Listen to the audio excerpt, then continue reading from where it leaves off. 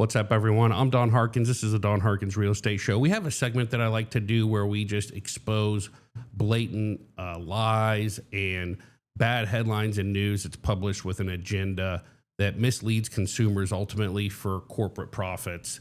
And one of the most blatant examples is circulating around right now today in the market. And it's an article published by Redfin. And if you've been paying attention at all to real estate headlines, you've seen the number 500,000. They've been saying there's 500,000 more sellers than buyers in the market right now. They go on to say it's the most on record. And in fact, I'm just going to show you the article so you can see the headline for yourself. So here we go. Redfin News. This is current publication published on May 29th. The U.S. housing market has nearly 500,000 more sellers than buyers, the most on record. That will likely cause home prices to fall. Now, anybody who's watching, they're going to go, oh, you're a real estate agent, you're a real estate broker, you're a mortgage broker, and you just want to see home prices keep going up and you just want people to buy no matter what. Look, fair point to think I'm coming at it from that direction, but I want to just flip to the bottom real quick to gain a little bit of confidence from you in what I'm saying. So, methodology at the very, very bottom of this very long article, which has been shared and just republished over and over and over again. In fact, look at all the places. The Hill has republished this article. Home buyers now outnumber buyers 500,000, according to Redfin. Fast Company has picked up this article. 31 major housing markets have shifted to buyers markets. They're quoting this article. Fortune magazine, 500,000 more people selling their homes in the U.S. than those looking to buy them. Business Wire, U.S. housing market has nearly 500,000 more sellers than buyers. This type of just lazy republication, regurgitation, and copying of clickbait, fear-mongering headline is exactly the reason that Redfin has, I would argue, knowingly published this article. And let's look at the author, Lily Katz. As a data journalist, Lily is passionate about helping readers understand complex facets of the housing market. She's particularly interested in the issues of climate change, race, and gender equality and housing affordability. Prior to working at Redfin, Lily spent 4 years as a reporter at Bloomberg News. Wow. I mean, I guess we can say, if nothing else, that's a very broad background. But nonetheless, here's the methodology. The number of sellers in the market is simply active listings or the total number of homes actively for sale at any point during a given month. Active listing data comes from the MLS. This is remarkably logical. You can say how many sellers are out there. Look at the number of homes for sale. There's one seller in every home that's active for sale. You're getting it from a source like the MLS, which is a broad marketplace that has input from a variety of different market participants.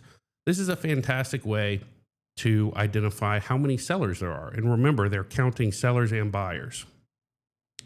Then we go into the methodology. Again, remember, please, how broadly this article has been shared. I mean, I had to stop. I can't keep going. People are making YouTube videos about it. And, you got big Reddit threads blowing up. This article, AP, it's News Nation, it's everywhere. Because there is not a similar metric measuring how many buyers are actively in the market, we developed one. They made one up. Let me ask you a question, rhetorical question here. If there was a way to count the number of buyers in a market, do you think maybe, I don't know, Case-Shiller, CoreLogic, Fannie Mae, the National Association of Realtors, do you think one of the organizations that makes millions of dollars a year selling and compiling this data, or maybe one of the companies that makes billions of dollars a year trading off this, do you think if it was possible to calculate the number of buyers in a market, maybe somebody besides Redfin on May 29th of 2025 would have come up with that and been publishing it by now? I think they probably would have, but Maybe this is a remarkable statistical breakthrough that Redfin just made and nobody else knows about it yet. The hedge fund traders are going to be thrilled when they wake up and see that now there's this critical piece of missing data available to them to trade off of. They say we took active listings and pending sales from the MLS. Okay, active listings and pending sales. Pending sales, buyers who have made an offer on a home or sellers who have accepted an offer on a home. Active listings, sellers that are still on the market. To estimate what fraction of homes on the market will sell within a given month. There's just no less helpful or less informative or less clear or less useful way to describe how they have calculated the number of buyers in the market. We took active listings and pending sales from the MLS to estimate what fraction of homes on the market will sell within a given month. That makes no sense at all. Analogously, in a similar method, we estimated what fraction of buyers on the market will find a home within a given month using Redfin data on the typical time from first tour to purchase. I mean, you could not have a smaller sample size than the number of buyers working with a Redfin agent.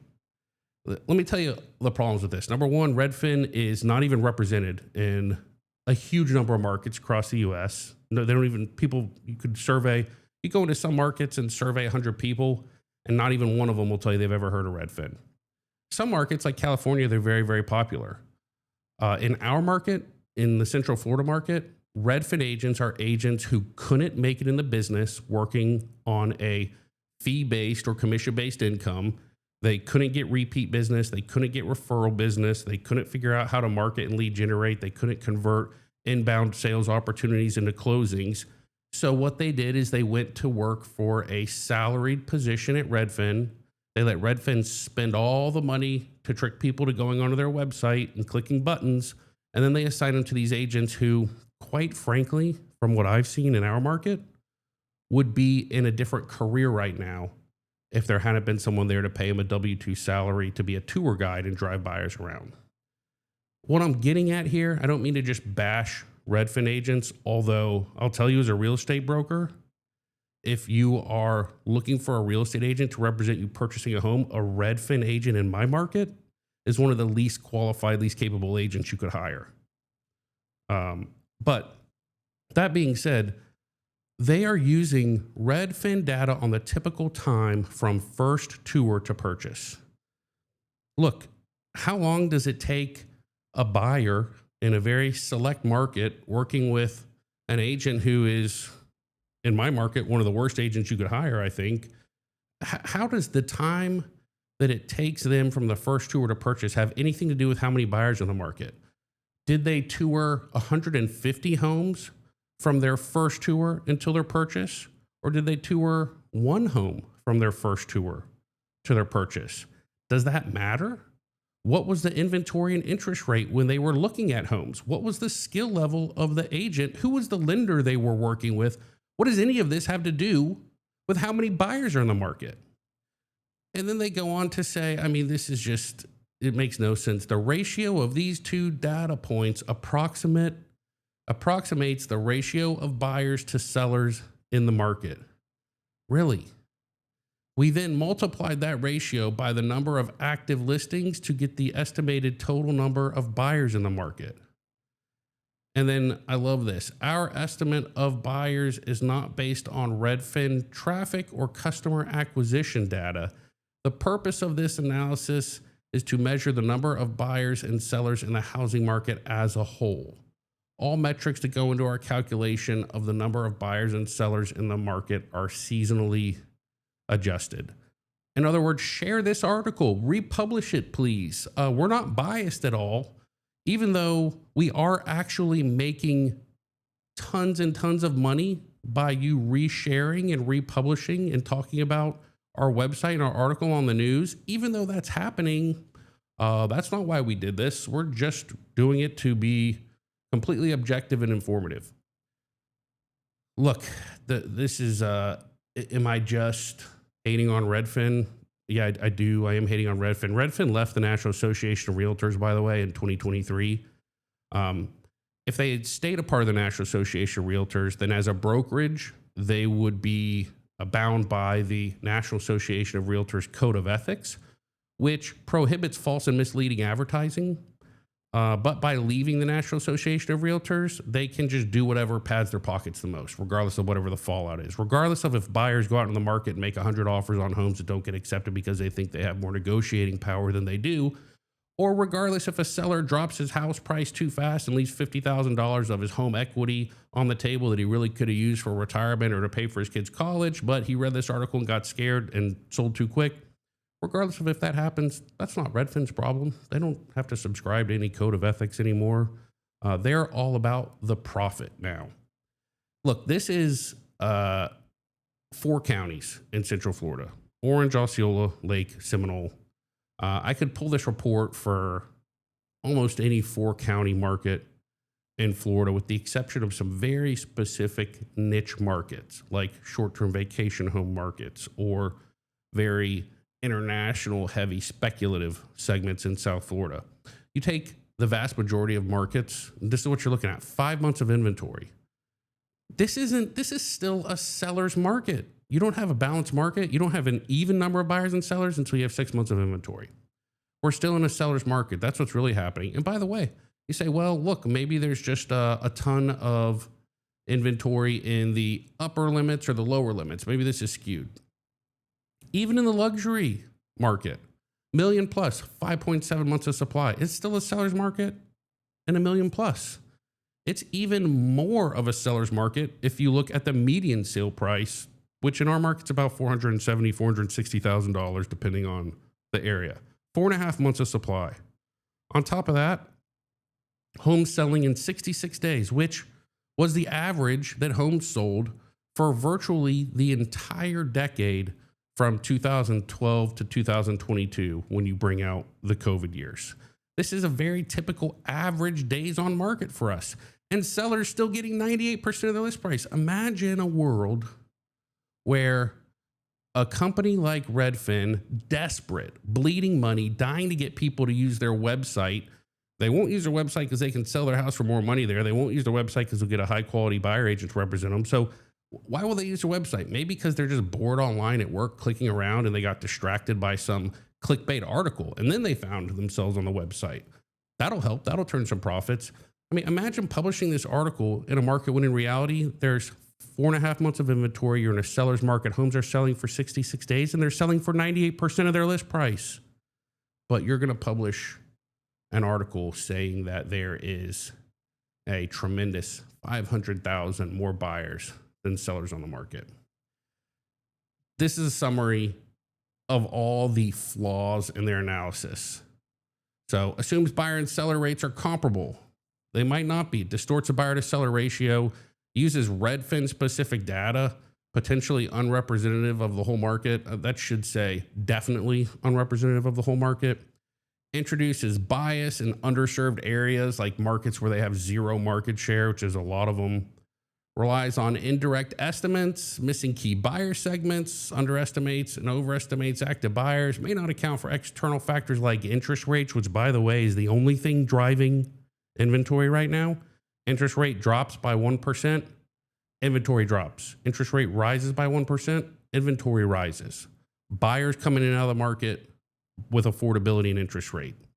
So skews estimates in volatile economic conditions, overstates buyer and seller numbers. Pending sales can fall through, overestimating seller activity, sellers off market. Small sample variable reporting reduces reliability of estimates. I mean, unfortunately, the reality of this is that the people that publish this at Redfin, they know this. Their goal is not to be economists. Their goal is not to inform you as a buyer or a seller or a homeowner or an investor. They have one goal: clickbait, reshared viral headlines. That's their goal. That's their number one goal. So when you see this article being shared over the next couple of days, when you see the headlines, when you see the fear mongering, the takeaway here is Go to a reliable source for data. Go to someone who has actual data for the amount of inventory, days on market, sale price to list price ratios, delisted properties, pending canceled sales, new listings on a weekly, on a monthly, on a daily rolling basis. Go to someone who's got some actual data, who is not just trying to sell clickbait headlines, and get your information from there. If you're a buyer, don't go out into the marketplace thinking that there's some big fire sale and you can go out and lowball sellers. You're going to wind up wasting a bunch of your own time, and you're going to wind up missing out on good houses and good opportunities. And if you're a seller, don't think you have to start dropping your price every 7 days and sell for 5% less than you could have gotten a year ago. That's not the case. Sellers still have pretty decent leverage right now. Look at what's for sale around you. Look at the other 3 or 4 houses a buyer is going to tour that day. If they're touring your home, make sure you're priced competitively. Move your price very incrementally, and only after you're sure you've exhausted all the buyers that are currently on the market and given everybody a chance to come through the door. I hope this is helpful. Ultimately, my goal here is just to encourage you to not fall for the tricks that Zillow and Redfin and all these other for-profit websites are rolling out to try and get you to come onto their site and overpay for services, referral services, to be underrepresented by their agents and the agents that pay them. My name's Don Harkins. Again, if you've watched this far, please be sure to like and subscribe, even share this video. Maybe you can help out a friend or family member of yours or a coworker. And if you have any questions, you can always reach us at Don Harkins Realty or DonHarkinsRealty.com. Thanks for watching. Take care.